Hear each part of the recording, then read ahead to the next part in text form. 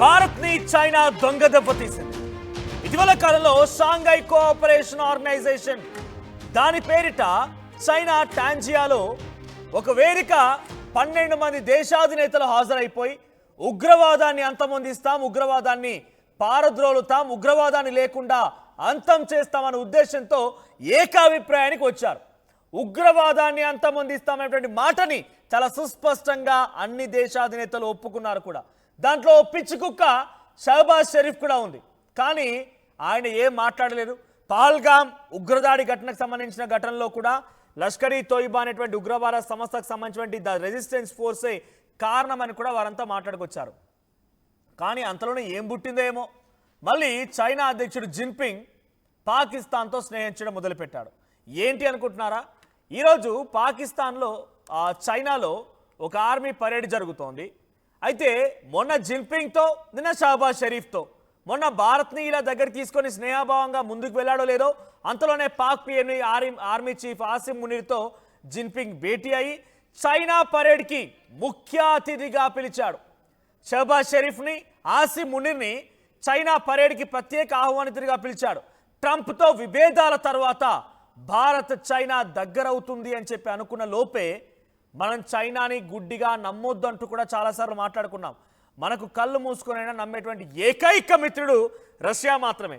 So చైనాని ఎట్టి పరిస్థితుల్లో నమ్మకడానికి వీల్లేదు. చైనా దగ్గర తీసినా, చైనా షేక్ హ్యాండ్ ఇచ్చినా, చైనా మనతో పాటు నవ్వినా, పాడినా, ఆడినా ఏమాత్రం కూడా చైనాని మనతో పాటుగా ఒక నటనే కానీ ఏమాత్రం కూడా నిజ స్వరూపం లేదు అని చెప్పి చాలా స్పష్టంగా మనం మాట్లాడుకొచ్చాం. అంతలోనే మీరు గమనించండి, షాంఘై కోఆపరేషన్ ఆర్గనైజేషన్ పేరిట చైనా టాంజియాలో ఒక మీటింగ్ జరిగిందో లేదో, ఆ మీటింగ్ సంబంధించి అక్కడ ఏర్పాట్లు ఏ రకంగా జరిగే ఏర్పాట్లకు సంబంధించి ఆ డిసెంబ్లింగ్ జరిగిందో లేదో, అంతలోనే పాకిస్తాన్ పిలుస్తాడా? భారత్లో ఉగ్రదాడి ఘటన జరిగింది, దానికి కారణం లష్కర్-ఈ తోయిబా అంటే ఉగ్రవాద సంస్థ, దాని నుంచి పుట్టినటువంటి ద రెసిస్టెన్స్ ఫోర్స్ అని చెప్పి చాలా కరేకండిగా ఇదే షాంఘై కోఆపరేషన్ ఆర్గనైజేషన్ ఆ మీటింగ్లో జరిగింది కదా టాంజానియాలో. ఈ చైనా, రష్యా, ఇతరత్ర దేశాధినేతలు మొత్తం కూడా మాట్లాడుకున్నారు కదా. మరి ఆ దుర్మార్గులకే, ఆ దుష్టులకే, ఆ నీచ్ కమిన్ కుత్తేగాలకే, మళ్ళకే దొంగలకు తాళాలు ఇవ్వడం అంటే ఇది కాదా? వాళ్ళు దొంగలని చెప్పి మీరే మళ్ళీ అదే దొంగలకి తాళాలు ఇచ్చి మీరు దొంగతనం చేయండి అన్నట్టుగా చైనా అధ్యక్షుడు జిన్పింగ్ వ్యవహారం ఉంది. అమెరికా అధ్యక్షుడు అదే చేస్తున్నాడు. అందుకే నేను పదే పదే చెప్పుకొచ్చా, మనం కళ్ళు మూసుకునేనా నమ్మగలిగేటువంటి ఏకైక దేశం రష్యా మాత్రమే. రష్యా మాత్రమే మనకు మంచి మిత్రుడిగా భావించాలి. ఈ చైనాలు, పక్కన ఉన్నటువంటి బంగ్లాదేశ్లు, అమెరికాలు నటన ఏమాత్రం వాళ్ళు మన దగ్గరికి రావాలన్న ఉద్దేశంతో ఉన్నదంతా పూర్తిగా సంపూర్ణమైన నటన. ఆ రకంగా నటించే మళ్ళీ భారత్ని దెబ్బ కొట్టి దొంగ దెబ్బ కొట్టాడు జిన్పింగ్. ఈరోజు పరేడ్ జరుగుతుంటే ఆ పరేడ్లో షహబాజ్ షరీఫ్ని, ఆసిమ్ మునీర్ని ఆహ్వానించి వారితో అక్కడ ఒక రహస్య సంబంధాన్ని మీరు చూడండి. ఇక్కడ విజువల్లో ఆ బ్లూ కలర్ డ్రెస్ వేసుకున్నటువంటి ఆ పిచ్చి కుక్కే, బ్లూ కలర్ డ్రెస్ వేసుకున్న ఆ పిచ్చి కుక్కే షహబాజ్ షరీఫ్. మీరు గమనిస్తున్నారు కదా, జిన్పింగ్ తర్వాత కిమ్ ఉన్నారు, పక్కనే రష్యా అధ్యక్షుడు పుతిన్ ఉన్నారు, ఇవన్నీ జరుగుతూ ఉన్నాయి. పక్కనే మనకు షహబాజ్ షరీఫ్ కూడా కనబడుతున్నాడు. వాడికి ఎక్కడ పోయినా కూడా అవమానం తప్పడం లేదు. చీపోర పిచ్చి కుక్క అన్న కూడా వాడు వెంబడబడి ఇంకా కుక్కలాగా తిరుగుతున్నాడు కదా తప్ప వాడు అక్కడి నుంచి వెళ్ళడం లేదు. కిమ్ తర్వాత బ్లూ కలర్ సంబంధించిన కాస్ట్యూమ్ ఉన్నటువంటి వ్యక్తి ఆయనే షహబాజ్ షరీఫ్. సో ఈ పిచ్చి కుక్క ఇప్పుడు ఆర్మీ పరేడ్లో పాల్గొంది. చైనాకు సంబంధించిన ఆర్మీ పరేడ్లో పాల్గొన్నటువంటి ఆ వ్యక్తులను మనం చూస్తూ నిజంగా చైనాను చూస్తే ఇప్పుడు నాకు మళ్ళీ మీరు దగ్గర తీయండి, కానీ భారత్ని కించపరిచే విధంగా కాదు, భారత్ని ఇబ్బందులకు గురి చేసే విధంగా కాదు, భారత్ని ఇంత అవమానపరిచే విధంగా కాదు. మీరు పాకిస్తాన్ని సంఖలో పెట్టుకుంటారా, సంఖలో పిల్లగా మోస్తారా, పాము పోయించినట్టుగా పాముకి పాలు పోసి పెంచినట్టుగా ఆ విషపు నాగుని మీరు పాలు పోసి పెంచుకుంటారా, మీ ఇష్టం అది.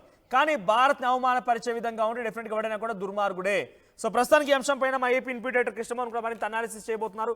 ఎస్ కృష్ణమోహన్, సో ఏంటి ఎలా చూడాలి? చైనాతో మళ్ళీ పాకిస్తాన్ దోస్తి, షహబాజ్ షరీఫ్ ఉగ్రవాదాన్ని అంతం చేస్తామని చెప్పినటువంటి ఆ మీటింగ్ గడిచినటువంటి కొన్ని గంటల్లోనే మళ్ళీ దొంగకే తాళాలు ఇచ్చిన చందంగా ఉగ్రవాదాన్ని పెంచి పోషించినటువంటి షహబాజ్ షరీఫ్ని ఆర్మీ పరేడ్కి కూడా ఎలా చూడాలి?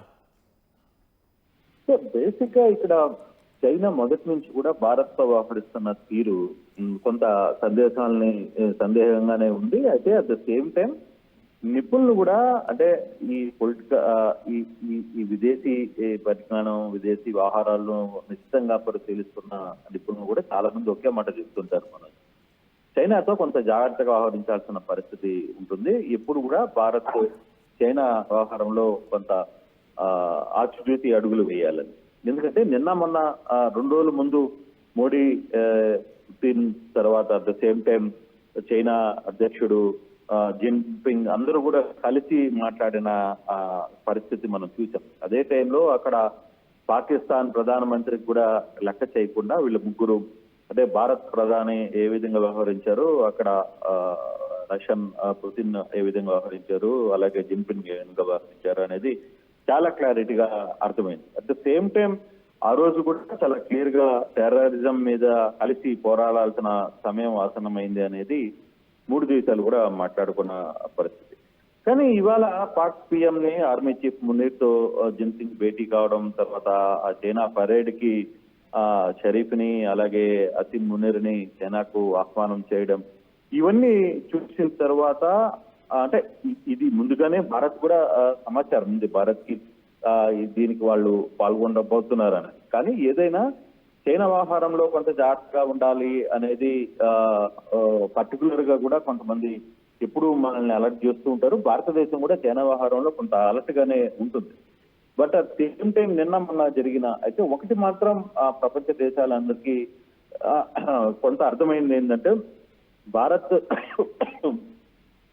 రష్యా మధ్య ఉన్న అవినాభావ సంబంధం కావచ్చు, గత కొంతకాలంగా కొన్ని సంవత్సరాలుగా 2 దేశాల మధ్య ఉన్న ఐక్యత కావచ్చు, వీటిల్లో ఎవరు కూడా ఏలు పెట్టలేరు.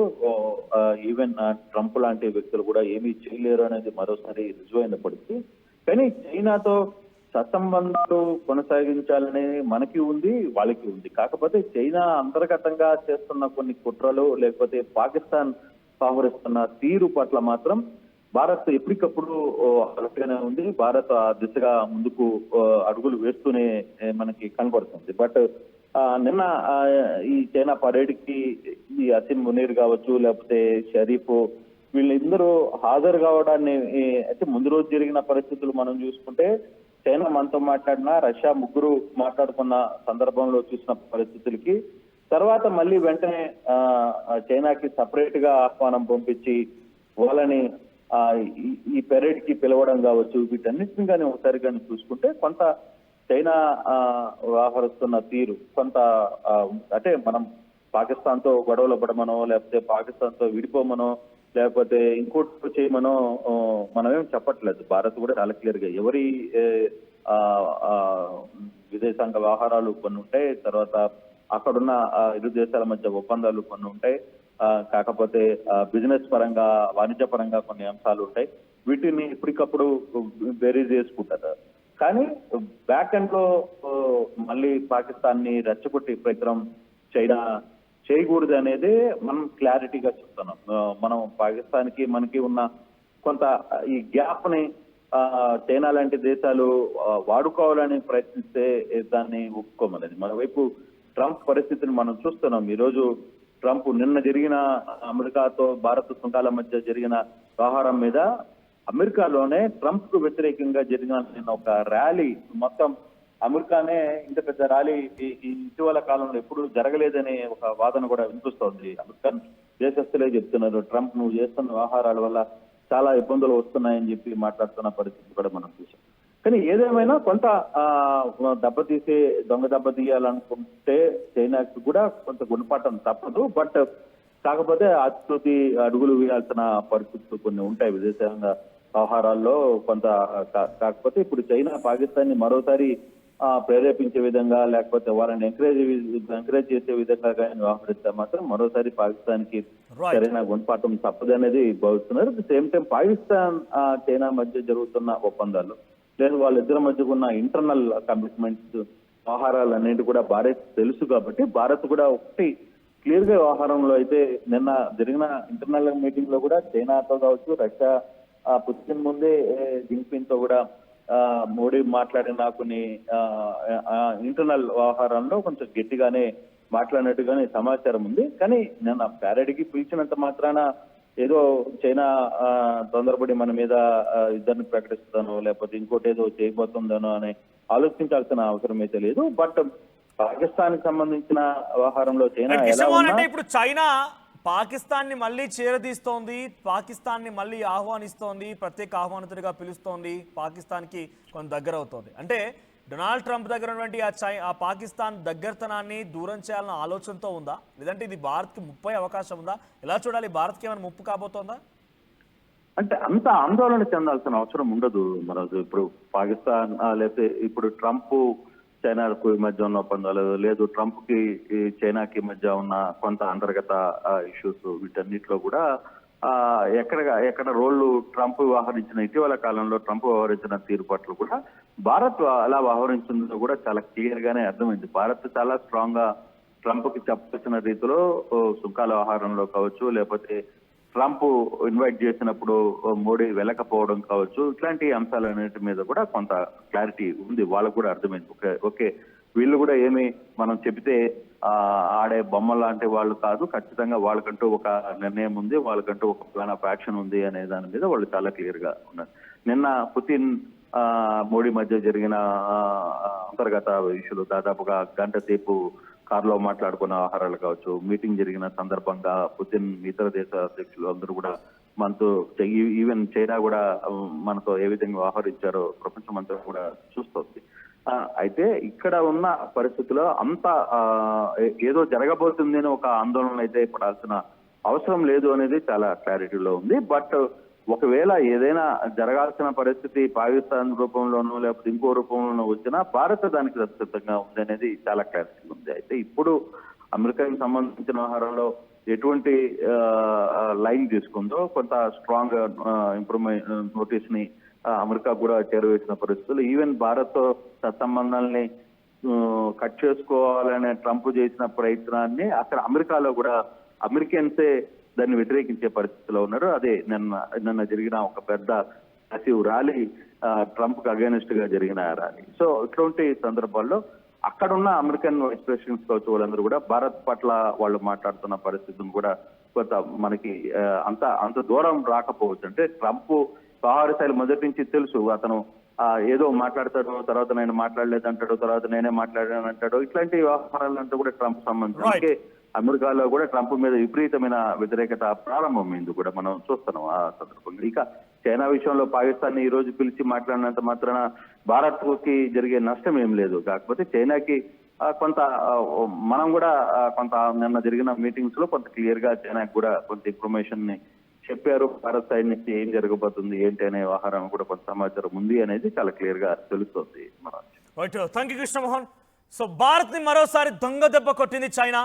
పాకిస్తాన్ ఉగ్రవాదాన్ని అంతమొందిస్తామని చెప్తూనే ఉగ్రవాదాన్ని లేకుండా చేస్తామని రకంగా షాంఘై కోఆపరేషన్ ఆర్గనైజేషన్లో చైనా అధ్యక్షుడు మాట్లాడుతూనే పహల్గామ్ ఉగ్రదాడి ఘటన వెనుక ఉంది పక్కా ద రెసిస్టెన్స్ ఫోర్స్, లష్కర్ ఇ తోయిబా లాంటి ఉగ్రవాద సంస్థలని చెప్తూనే మళ్ళీ అదే ఉగ్రవాద దేశానికి సంబంధించినటువంటి ఓ ఉగ్రవాదితోని, వాడు షహబాజ్ షరీఫ్ అని ప్రధాని కావచ్చు కానీ మాకు ఉగ్రవాదే. సో ఆ ఉగ్రవాదితోని మళ్ళీ చైనాలో ఆర్మీ పరేడ్ డేలో హాజరయ్యారు జిన్పింగ్. సో ఈ నేపథ్యంలో కొంత వారి యొక్క మాటలకి ఎటువంటి విశ్వసనీయత, మాటలకు ఎటువంటి విశ్వాసం లేదు అనేది మాత్రం చాలా స్పష్టంగా అర్థమవుతోంది. సో చైనా అధ్యక్షుడి యొక్క వ్యవహారం ప్రస్తుతానికి చర్చనీయాంశంగా గాను, మరోవైపుగా ఒక హాస్యాస్పదంగాను, అనుమానాస్పదంగా కూడా ఉన్నాయి. సో ఎప్పుడు చైనాని మనం ఒక నటనగానే, ఒక నటించే వ్యక్తిగానే పరిగణలోకి తీసుకోవాలి, కానీ నిజంగా రష్యా మాదిరిగా మన స్నేహితులు అనుకుంటే మనం పొరపాటు పడట్టే. సో చైనా వ్యవహారం పైన చైనా పాకిస్తాన్ కలిసి ఇప్పుడు భారత్ పైన కుట్రలు చేయబోతున్నాను ఒక అనుమానం కూడా కలుగుతోంది. మీ అభిప్రాయం ఏంటి? కామెంట్ చేయండి.